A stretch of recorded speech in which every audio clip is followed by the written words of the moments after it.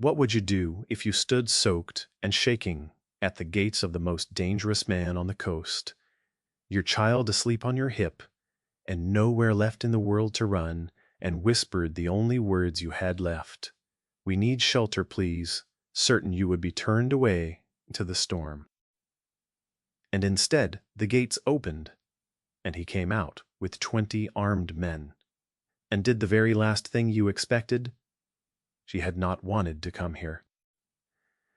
She had heard the stories about the man behind those walls, and driven past those gates a dozen times, telling herself there was somewhere safer, until the car finally died in the rain with the fuel gauge on empty.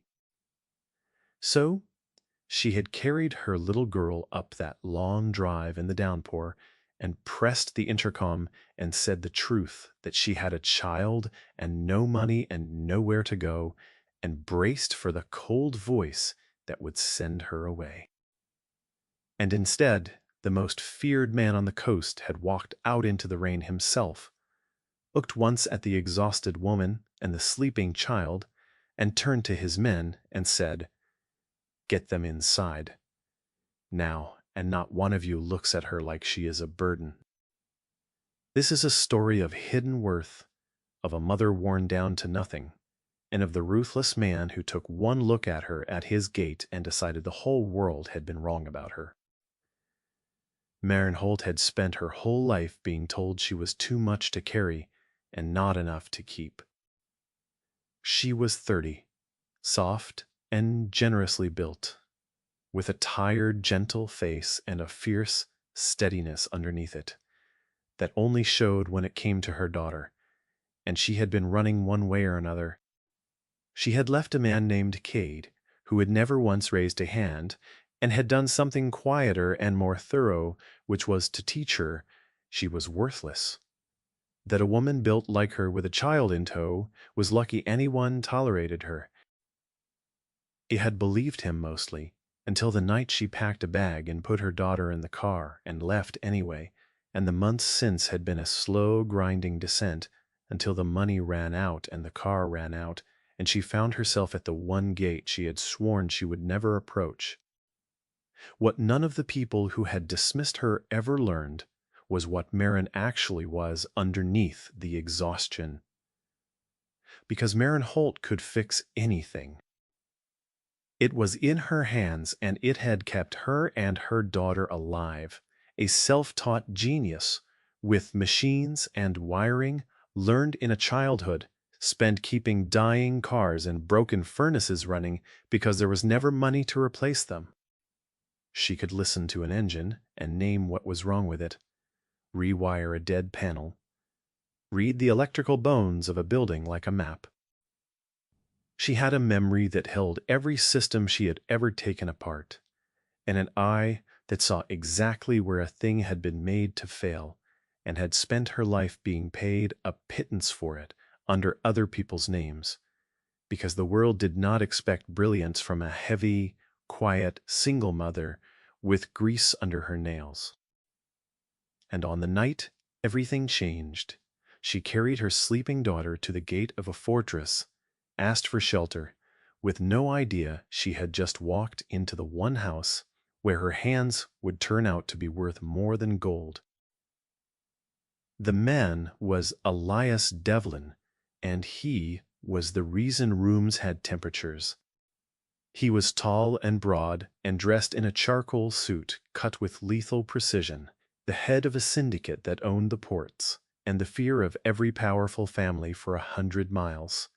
And he was rumored to end a life with a single unhurried nod. He rarely raised his voice. He had been standing at a dark window when the call came up from the gate about a woman and a child in the rain, and his men had waited for the order to send them away because that was the order such men expected. Instead, he had gone down himself and stood in the storm, and looked at a woman swaying with exhaustion and a little girl asleep against her shoulder, with a stuffed rabbit clutched in one fist, and something in the coldest man on the coast had gone very quiet.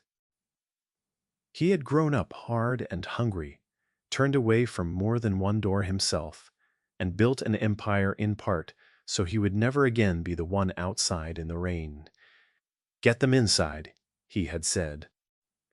And when one of his men murmured a caution that they knew nothing about her, that it could be a trick, Elias said without turning, "She is holding a sleeping child and asking for a floor to sleep on. And if this family has become the kind that turns that away, then we are worse than anything they say about us. Bring them in, warm them, and the child does not wake up cold." And so Marin Holt and her daughter Poppy were carried out of the storm by 20 armed men who, at the quiet word of the man they feared, became, for one night, the gentlest army on the coast.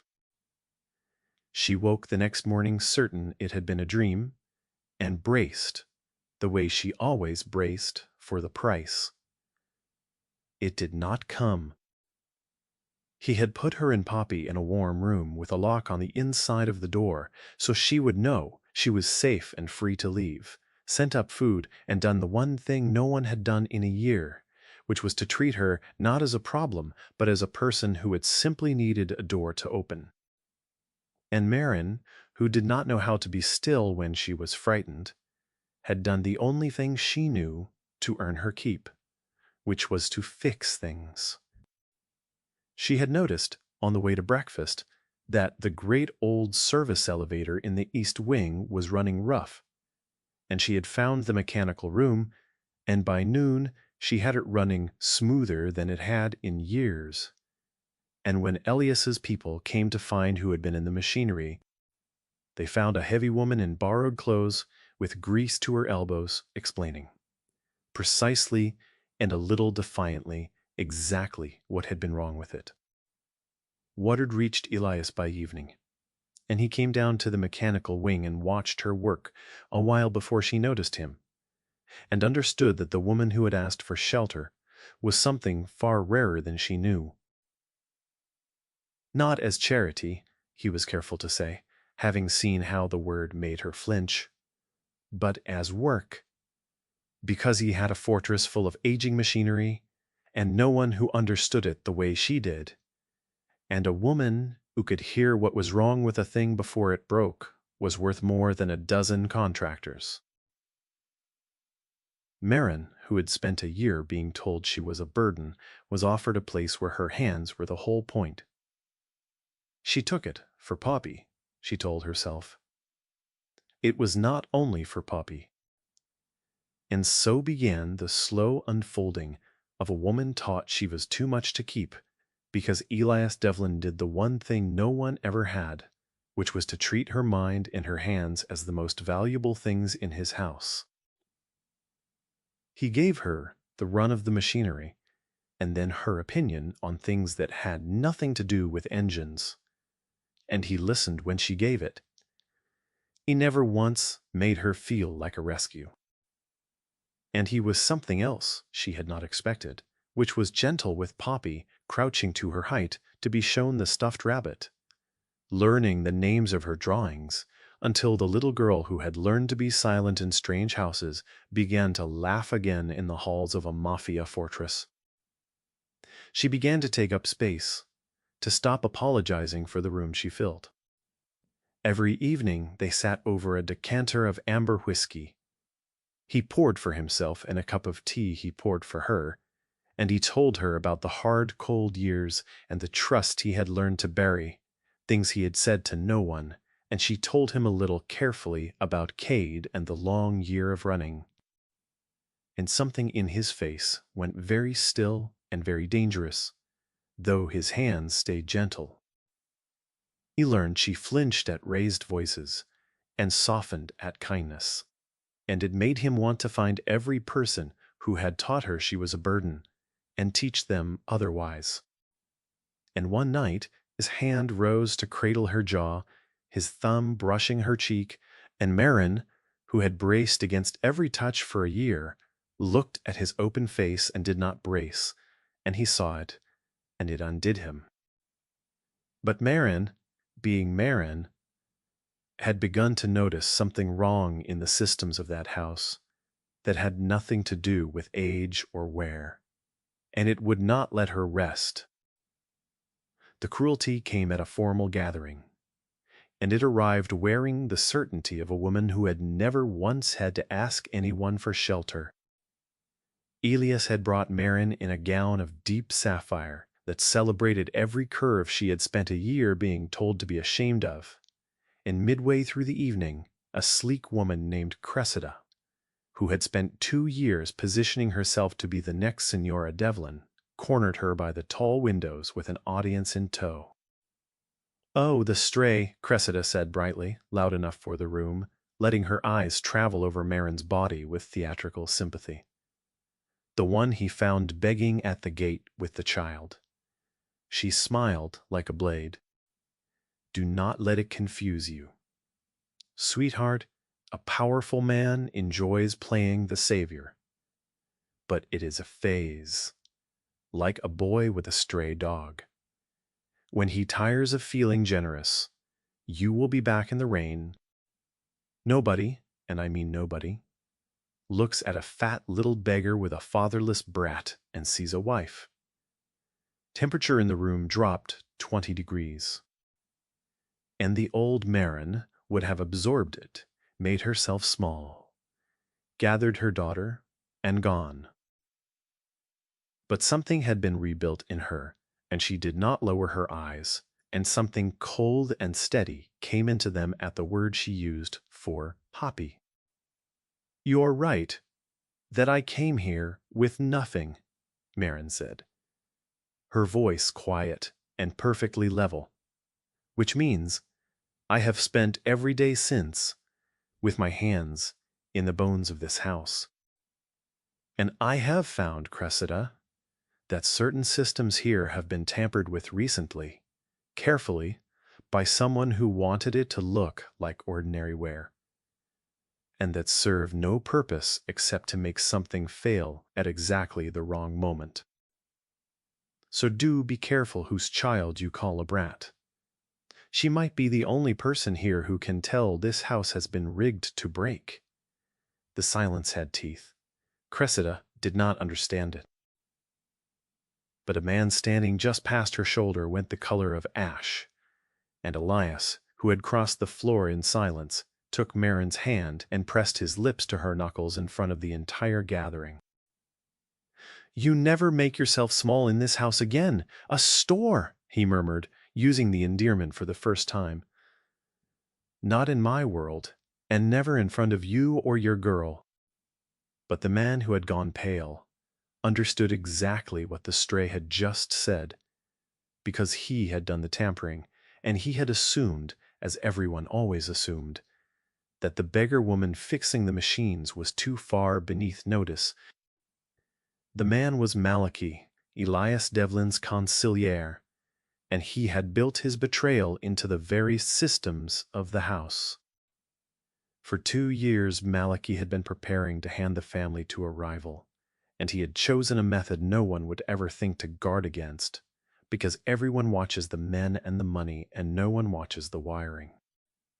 He had been quietly sabotaging the fortress itself, rigging the backup generators to fail on command, compromising the security, tampering with the main gate and the brakes of the cars, so that on the night of the strike the house would go dark, and a series of tragic accidents would clear the way for the rival to walk in and take everything. It had been perfect, because who examines the machinery of a fortress? Certainly not the men with guns. And then Elias had carried a half-drowned single mother out of a storm, and she had turned out to be a self-taught engineer who could read the electrical bones of a building at a glance and put her hands on his sabotaged systems and felt immediately that they had been made to fail. Malachi smiled, thin and cold, and began, very quietly, to plan. It was the last mistake he would ever make as a free man. Marin brought it to Elias that night, and she brought it the way she brought everything, completely, and with the certainty of a woman who did not guess about machines, but knew them. She had gone through the systems of the house with the eye that missed nothing, and her hands did not lie. The backup generators had been rewired so they would not start when the main power failed. The security panels had been quietly bypassed. The main gate had been tampered with so it could be jammed shut from outside, trapping everyone within. And the brakes on two of the family's cars had been compromised in a way that would hold for weeks and then fail catastrophically. And every piece of it, when she traced it back, led to the one man who had the access to reach the systems unquestioned and the standing never to be asked why, the man who had stood at Elias's shoulder for years. She laid it out on the table without drama, in order. And Elias Devlin went very still. And then he did the thing that undid her completely. He believed her instantly. He did not ask her twice. He did not send for an engineer to confirm what a woman off the street had said.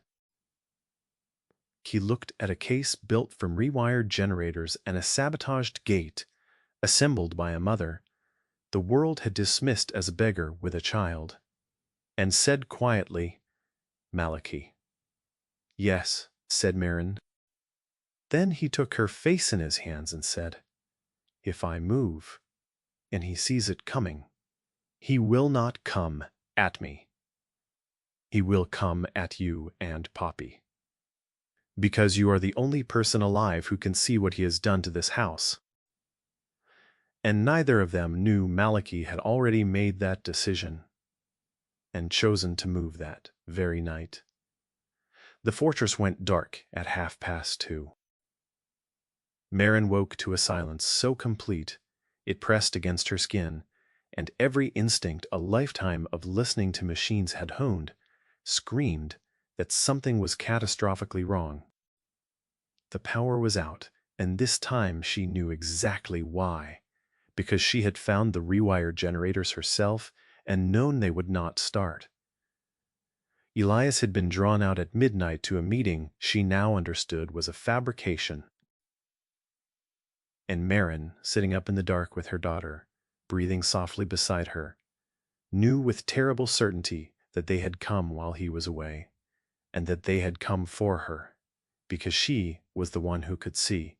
She did not scream. She did not faint. She did not run blindly, because she had a sleeping child, and running was not the whole of the plan. She thought, cold and clear, the way she always had when a machine was failing and panic would have ruined the fix.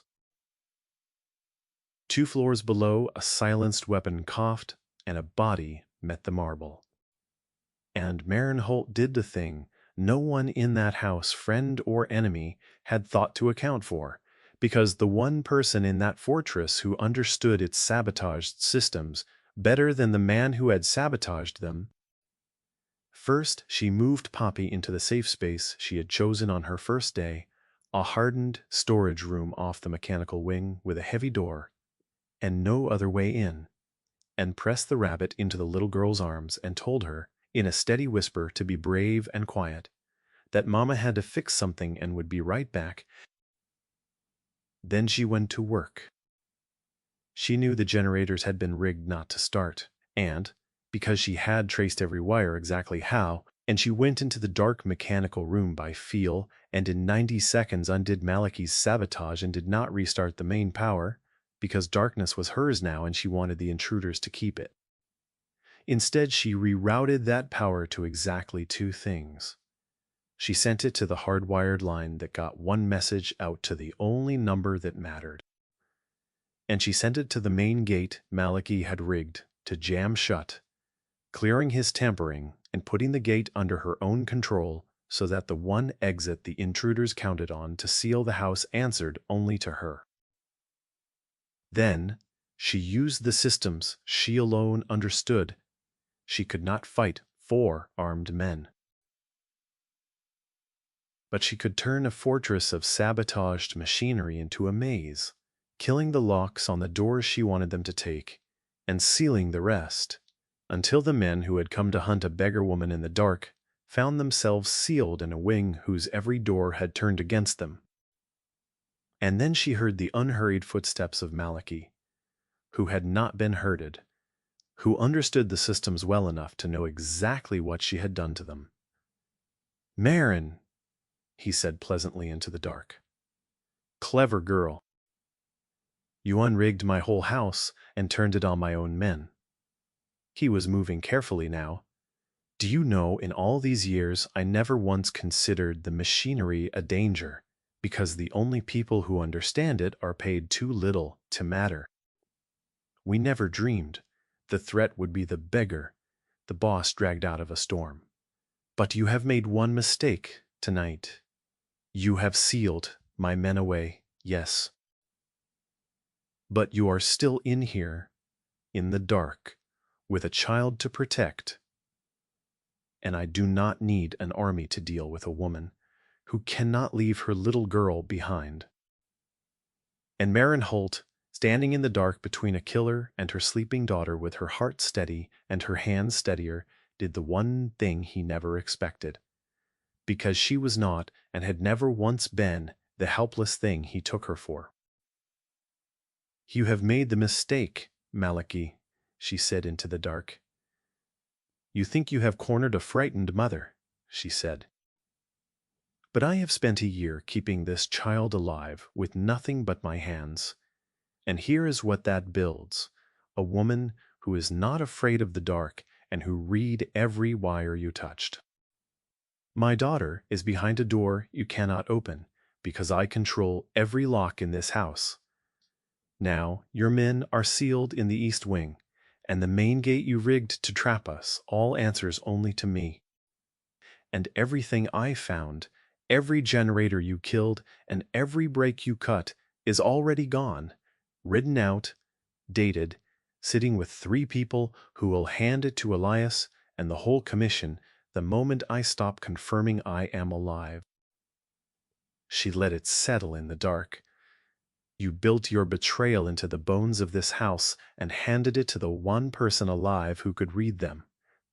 You did not come here to silence a witness.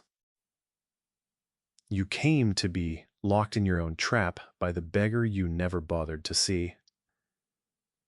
Malachi said nothing, which was the closest thing to a concession she would ever get. And in that silence the front gates below exploded inward, with the tortured shriek of an engine pushed past its limits. Elias had come home, and the gate which answered now only to Marin had opened for him alone. Time seemed to fracture. Gunfire erupted below, brief and brutal and absolute. Malachi lunged toward the sound of her breathing in the dark, and Marin, who knew the black machinery of that wing the way she knew her own hands, stepped behind the heavy generator housing she had known would be there and put it between them, and dropped the last bolt, sealing him out of the corridor that held her child. And was moving before he understood she had moved at all. And then the corridor beyond flooded with the light she chose to restore, and Elias filled it, soaked in rain, his eyes wild and searching. Declan, his loyal lieutenant, poured in behind him with a crowd of armed men, and the trap Malachi had spent 2 years building snapped shut around him instead. Elias had him by the throat against the wall before he could speak. 2 years, he said. You rigged my own house to fall on the people in it, and when a woman saw it, you came into it for her and for a child. Then he turned his head, and the murderous cold in his eyes dissolved into raw, naked fear. And he released Malachi to Declan's men and crossed to Marin in 2 strides. His hands moved over her arms, her face. Poppy, he said first, before anything, is Poppy. She's safe, Marin said. And they went together to the hardened door, and Marin opened the lock. Only her hand could open, and a small girl with a stuffed rabbit flung herself out of the dark into the arms of the 2 people left standing, and Elias Devlin, the most feared man on the coast, knelt on the floor of his ruined house and gathered a single mother and her daughter against him, and shook. "Are you hurt?" he demanded, his voice cracking, checking them both. "Either of you look at me. Breathe. Tell me." "We're all right," Marin wept, one hand in her daughter's hair and the other twisting in his soaked coat. "I unrigged his generators, sealed his men in the East Wing, and gave the whole house to Poppy. I did tell you I could fix anything." And Elias let out a broken, disbelieving laugh into her hair, and then framed her tear-streaked face in his trembling hands and looked at her the way no one in her whole overlooked life ever had. "You are magnificent," he breathed. "He rigged my house to kill me for 2 years, and my men never saw it. And you felt it your first week here, with grease on your hands." And then his voice cracked open entirely.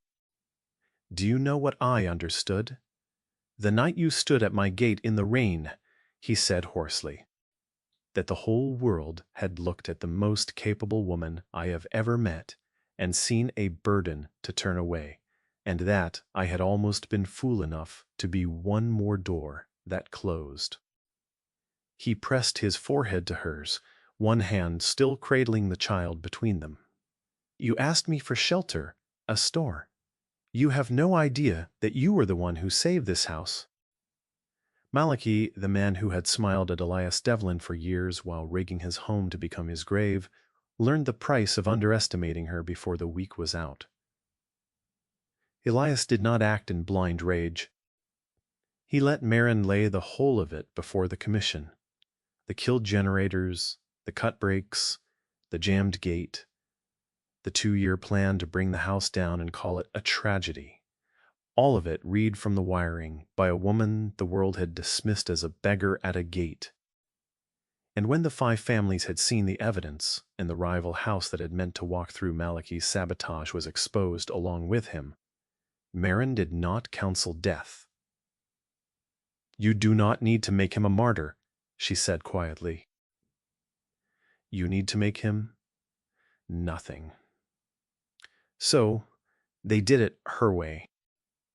They stripped Malachi of every asset and exposed 2 years of treason to the families he had schemed to serve, and cast him out, alive, bankrupt, disgraced, his name a warning whispered on every dock, a fate the old men agreed was far crueler than any quick and merciful bullet. And Cressida, who had called a small child a brat and her mother a beggar, discovered that her own family had been entangled with the rival house Marin's evidence exposed, and spent a long and humiliating season answering questions she could not answer well, and afterward watched from the far end of every table Marin now sat at the head of. As for Cade, the man Marin had fled, he heard, eventually and with fear, exactly whose family she had become part of, and stayed very far away, and never troubled her again. And Marin, when she thought of him at all, which grew rarer every month, felt nothing but the clean distance of a woman who had finally, completely gotten free. Months later, on a bright morning washed gold with new sun, Marinholtz stood in the courtyard of the fortress she now kept running, better than it ever had, watching her daughter chase a ball across the grass with 20 of the most dangerous men on the coast, gently making sure she did not fall. And she made herself small for no one anymore. She wore rich colors tailored to celebrate every curve she had spent a year being told to hide. Elias came out and stopped, simply to watch the two of them, the way he had watched a woman sway at his gate, and known even then that he could not turn her away. "You're staring, Mr. Devlin," she said, a smile in her voice. "I will never stop," he said, crossing to her and taking her hands, and lifting Poppy onto his hip with the ease of a man who had done it 100 times now. "Do you know what I understood the night you stood at my gate and asked for shelter?" he said quietly. "A whole world had taught you to believe you were a burden. that a woman like you with a child was something people turned away, and you walked up to the most dangerous door on the coast expecting it to close. He tilted her chin up, his eyes soft in a way the world would never see. They called you a beggar, a store, and you turned out to be the only person alive who could read the death built into my own walls and stop it. You did not come here for shelter. You came here to save us and brought me the family I never once believed a man like me was allowed to have. She looked up at the man the whole city feared, who bowed to no one and yet bowed entirely to her and to the child on his hip. And for the first time in her life, she believed she was exactly enough. She had spent a year being told she was too much to carry and not enough to keep a burden, a beggar, a woman no one would ever take in, and she had proven every last cruelty wrong. Because the hands the world had refused to value, the mind that could read the bones of a building, had saved an empire and a life and given her daughter a home. She had stood at a gate in the rain and whispered, "We need shelter, please."